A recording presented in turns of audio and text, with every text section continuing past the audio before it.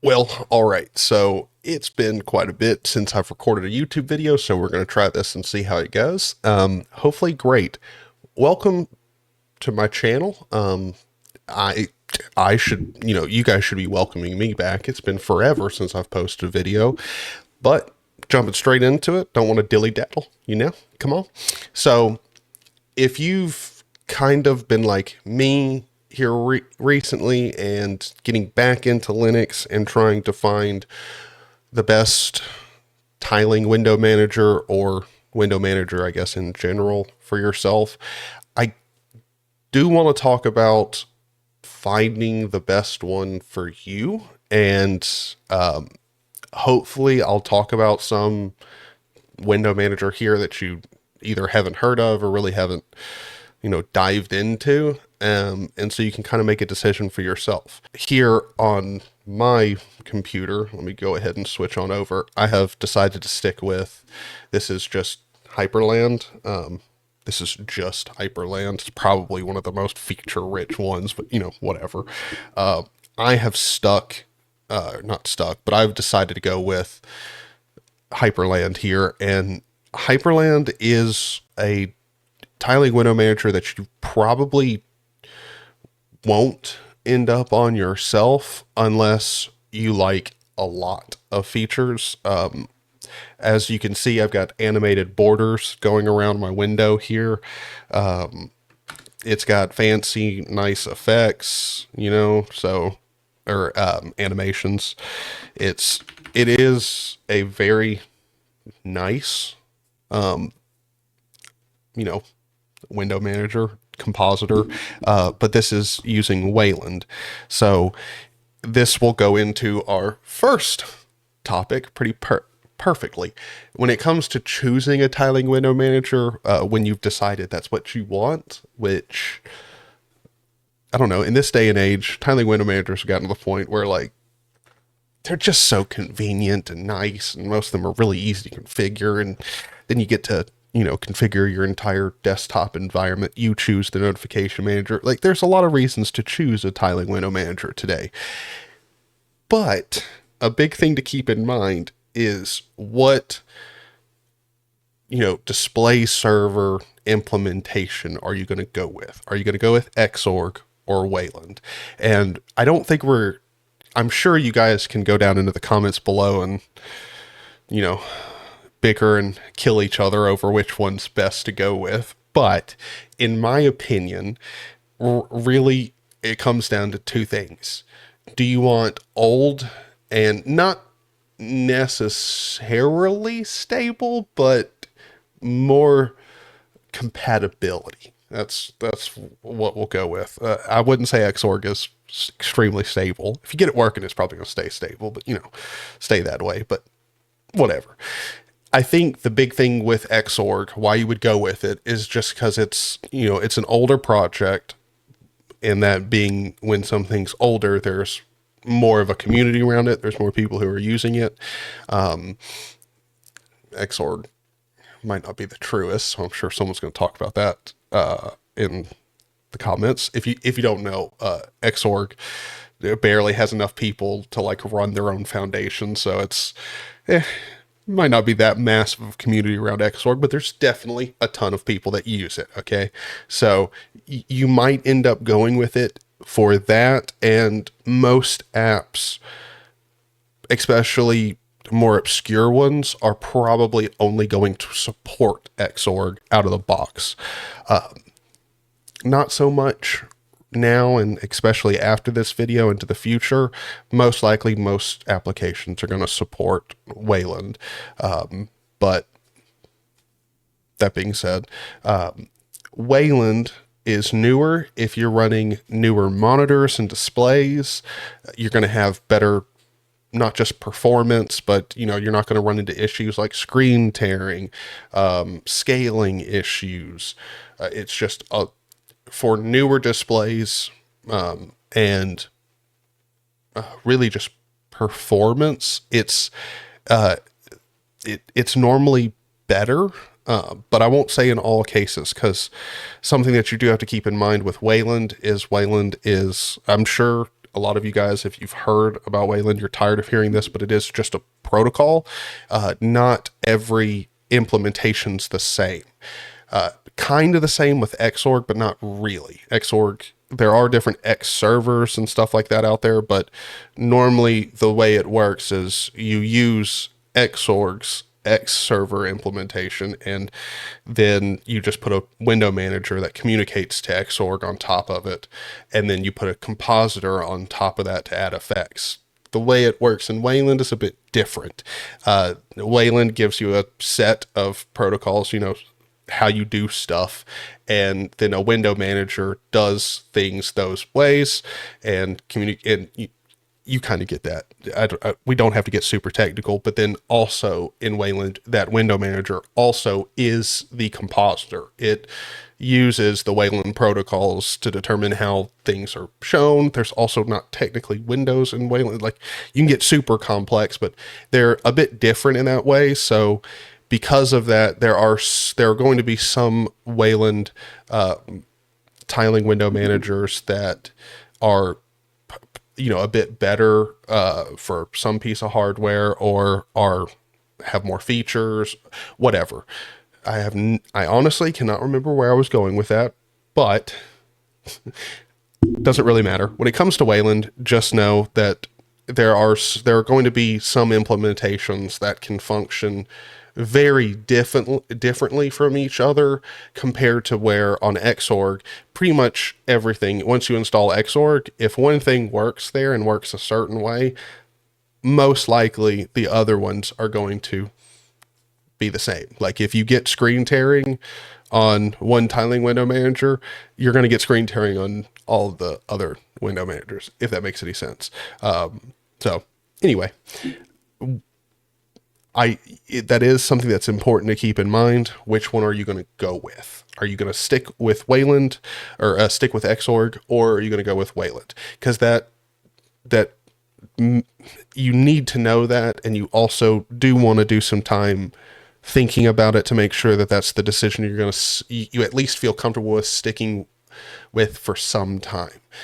You don't want to install something on Wayland and think you're going to use it for 2 weeks and then decide you're going to switch over to Xorg. It's just a hassle. So, try to spend some time figuring out which one of those you find more interesting and you can run. If you have an NVIDIA card, you're probably not going with Wayland unless something magical happens down in the future. But so now that you've decided which one you're going to use, you probably also now wanted to find out which one you want to, tiling window manager you want to go with. And I do have to be honest, really, in pretty much all circumstances, I just have to say, start with i3 if you're going Xorg, or Sway with Wayland, because Sway is essentially i3 but for Wayland.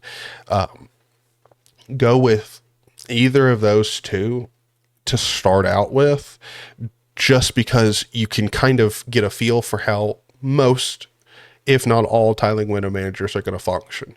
You have a config file, and that config file determines how everything's done, what shortcuts you're going to use, all of that. And then you're going to put, especially on Xorg, you're going to put a compositor on top of that. But we don't really need to get into all that. And that's out of scope for this video. We're not talking about compositors, talking about tiling window managers.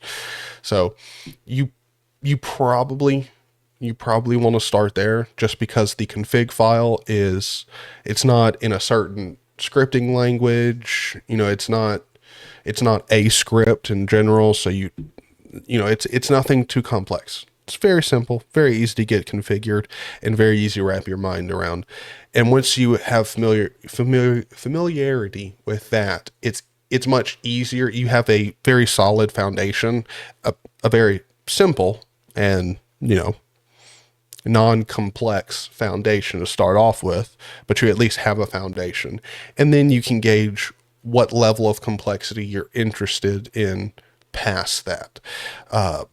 And most of the time what happens is you're going to go to i3, you're going to learn how to configure a basic tiling window manager, And then you'll probably find out that you don't like the manual tiling. i3 is a manual tiler, which means you got to choose where the windows are going to go next.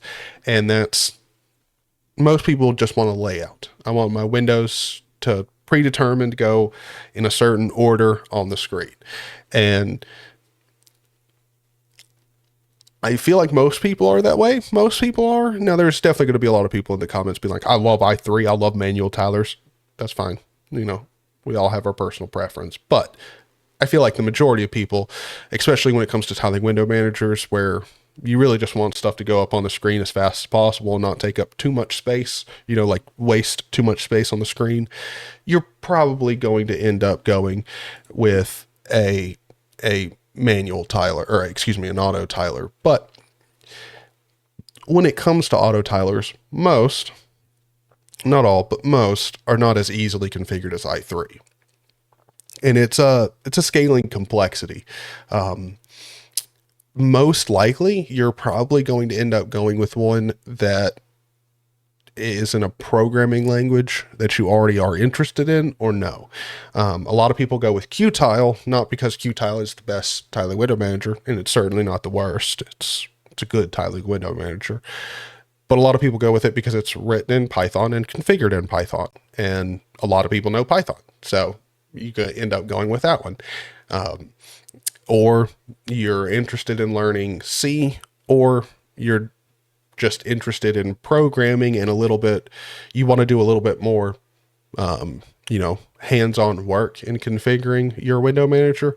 In that case, a lot of people go with DWM because it's written in C, configured in C. And if you want to add a lot of features, which it comes very bare bones, so you're probably going to want to add features. In that case, you have to patch it, which means you're probably going to get pretty in tune with the entire code base of your tiling window manager. And in the process, you do end up learning quite a bit of C if you use it for long enough. That's kind of an inevitability. So, you know, it all kind of depends on what you want.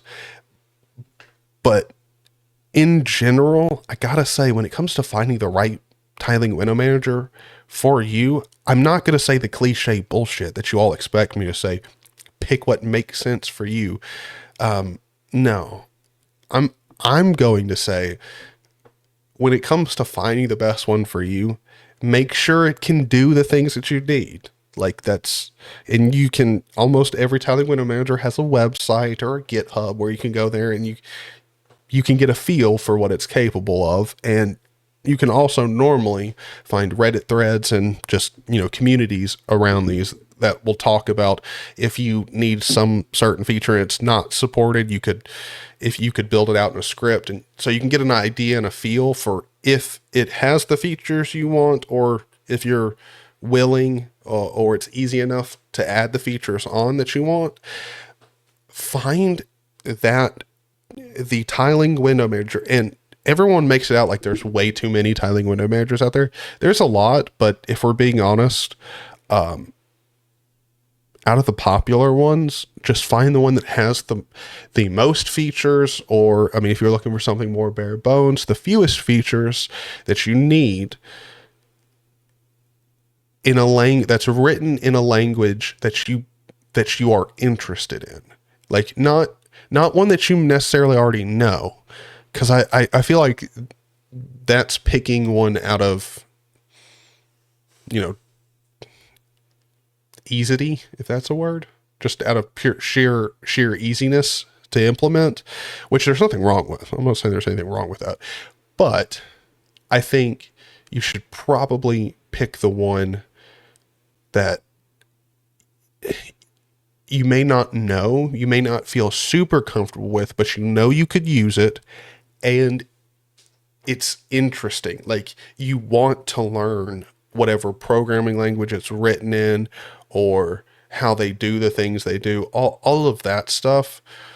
I think that's more important, because at least in that case, you've got a tiling window manager that not only does what you need it to, but I don't know, you have kind of a deeper interest in it. And I don't know, This video might be one of my poorest, because now I feel like I've made it a justification for wasting all of your time just setting up a window manager. That's not really what I'm saying, but yeah, I think that's a good place to end the video.